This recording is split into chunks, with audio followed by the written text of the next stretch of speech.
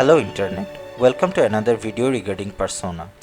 Those of you who have played Persona or have heard of it might have been thinking that this is another one of those fantasy games dealing with imaginary things. But what if I tell you Persona games are not pure fantasy, rather they are metaphor to various parts of our psychology and society.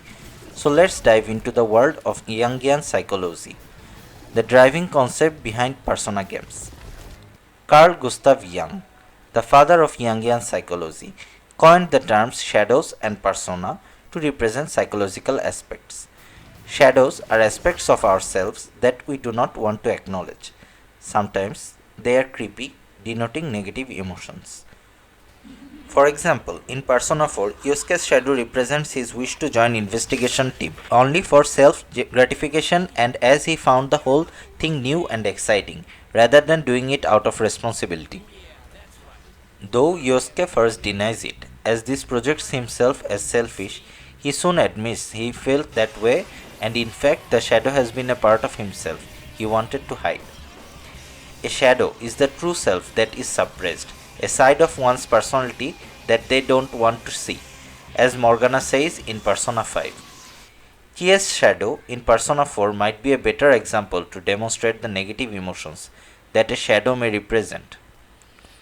Chie, although being the best friend of Yukiko, envies her for her feminine traits that Chie thinks she herself lacks. She enjoys the fact that Yukiko depends on her. This gives her the self-esteem that she should have had without the need of Yukiko. Futaba's shadow in Persona 5 is somewhat exceptional in sense that it represents her hope, which is a positive emotion in the particular context.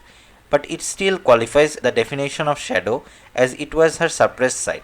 She made depression and self-blame for her mother's death her personality and suppressed her hope to live. Personas are masks we wear in different situations in society.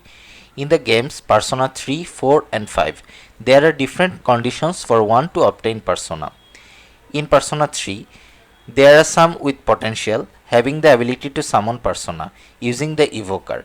The evoker simulates a near-death experience and summons persona.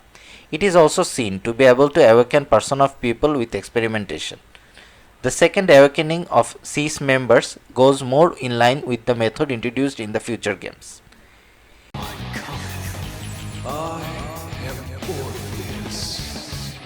In case of 4, people have shadows, a part of their personality that they want to hide. When a person confronts his shadow and accepts it as a part of themselves, the shadows awakens as persona. In Persona 5, the desire to break free or rebel from the oppression of one's fate or some person gives rise to the persona. In all these 3 games, the main characters have access to the wildcard, that is, they can switch to multiple personas, while other aides of main characters and antagonists have access to a single persona.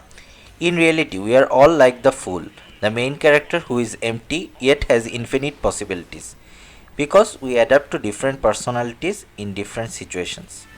There is a saying that there exists a version of you for each person you meet.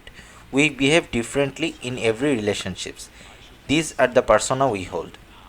So why did the writers make the other characters have one persona? Did they want to have a subtle joke that many video game characters are single dimensional?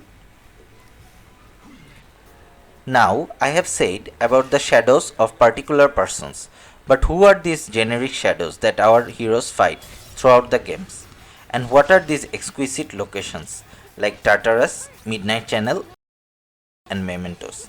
According to Jung, human mind has 3 levels of consciousness: consciousness itself, personal unconsciousness, and collective unconsciousness.